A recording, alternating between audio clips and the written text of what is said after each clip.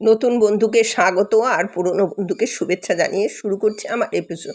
কড়া বসিয়ে দিয়েছি, অলরেডি বিভিন্ন রকম সবজি কেটে নিয়েছি। এটা আমি করতে করতে দেখিয়ে দেবো কোনটা কোন সময় দেব। তার মধ্যে 5 ফোড়ন দিয়ে দিয়েছি আর দুটো তেজপাতা দিয়ে দিয়েছি।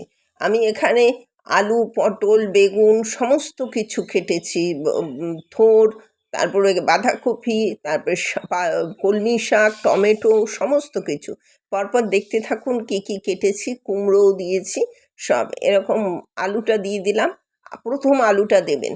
আলুটা দিয়ে নরম নরম নরম হলে পরে কিছুটা ভাজা ভাজা হয়ে পরে তারপরে আমি থোড় দিয়ে দেবো।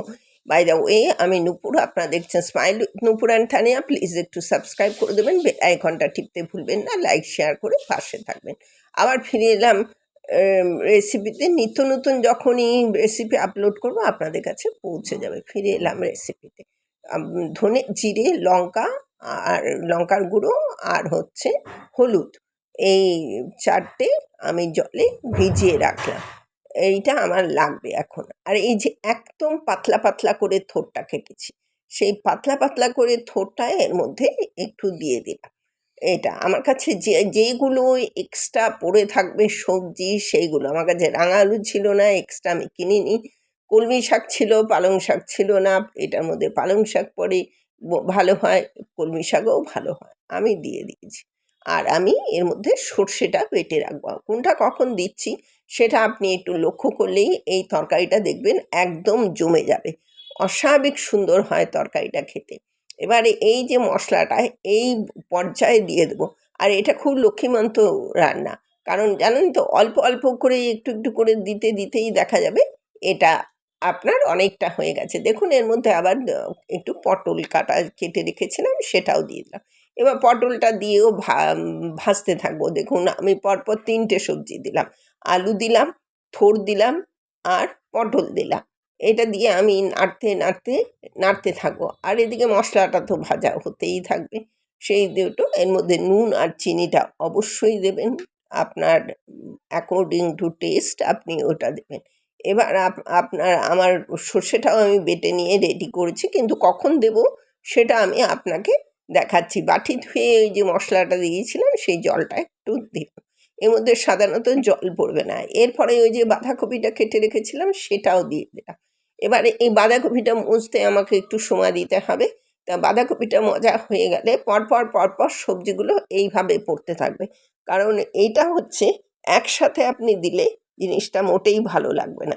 অনেকে একসাথে দিয়ে করে, কিন্তু সেটা মোটেই টেস্ট আসবে না। এইটা যদি আপনি অথেন্টিক টেস্ট নিতে চান তাহলে কিন্তু ঠিক এই পর্যায়ে পরপর পরপর পর্যায়টা আপনাকে লক্ষ্য করতে হবে এবং সেই পর্যায়ে আপনাকে এই জিনিসটাকে করতে হবে। দেখুন বাঁধাকপিটা প্রায় মজে এসছে।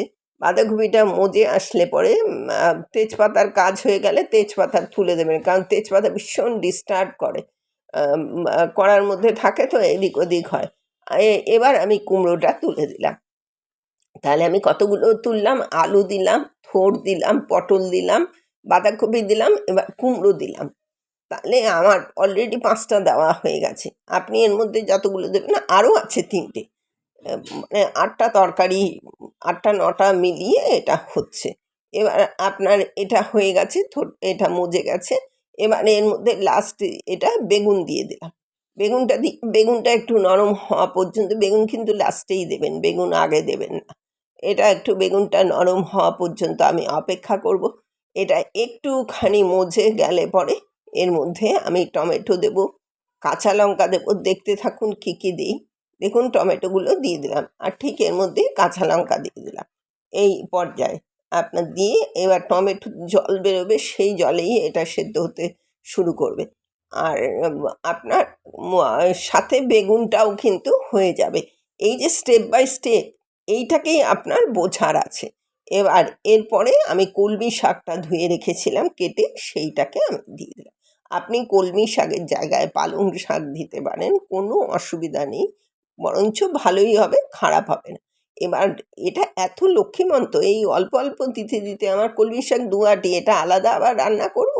কলমি শাকের রেসিপি আমার দেখানো আছে, চ্যানেল খুললেই দেখতে পাবেন।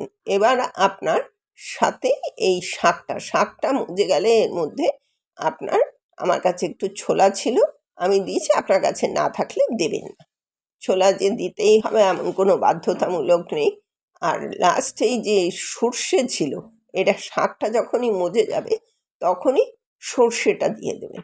এইটাই হচ্ছে এর ইউএসপি। এটা আপনি তো অলরেডি মশলা দিয়েছেনই, কিন্তু এটার মেইন ইউএসপি হচ্ছে এই সর্ষে বাটাটা। এই সর্ষে বাটা দিলে এর স্বাদ কিন্তু দ্বিগুণ বেড়ে যায়। এবার এইটা দেখুন হতে থাকবে, এটা মজে গেলে পরে একদম পুরো সে বয়েলড হয়ে গেলে পরে তারপরে রেডি হয়ে যাবে আপনার। আর একটু নুন আর চিনি দুটোই একটু একটু কম ছিল, আমি দুটোই সমপরিমাণ দিয়ে দিলাম। দিয়ে আপনার এটাকে আবার মিক্সড করে নিচ্ছি। প্রায় রেডিটা অলমোস্ট ডান, অনেকটাই হয়ে গেছে আপনার। আর এটা একটু ধরে গেলে আমার রেডি হয়ে গেছে, রেডি টু সার্ভ। এতক্ষণ আমার সাথে থাকার জন্য অশেষ ধন্যবাদ। পরবর্তীতে দেখা হচ্ছে যে কোনো এপিসোডে যে কোনো রেসিপি নিয়ে। এটা ভাত, রুটি, লুচি, পরোটা সব কিছুর সঙ্গেই সমানভাবে ভালো লাগবে। এবার এইরকম রেসিপি পেতে গেলে আমার চ্যানেলটা একটু সাবস্ক্রাইব করে পাশে থাকবেন। তাহলে দেখবেন নিত্য নতুন যখনই যে কোনো রেসিপি পাবো তখনই আমি সেটা আপনাকে আপলোড করে দেবো, আর আপনাদের কাছে চলে যাবে। ও হ্যাঁ, আর একটা কথা বলতে ভুলে গেছি, যেটা হচ্ছে আপনাদের কোন রেসিপি বিশেষ প্রয়োজন যদি লিখে জানান তাহলে আমি সাধ্যমতো চেষ্টা করব সেটাকে আপনাদের কাছে দেওয়ার। এই বিভিন্ন রকম এই যে স্টেপ বাই স্টেপ, এই জিনিসটাই আসল বোঝার। আজ তাহলে আসছি, পরবর্তীতে আবার দেখা হচ্ছে যে কোনো এপিসোডে।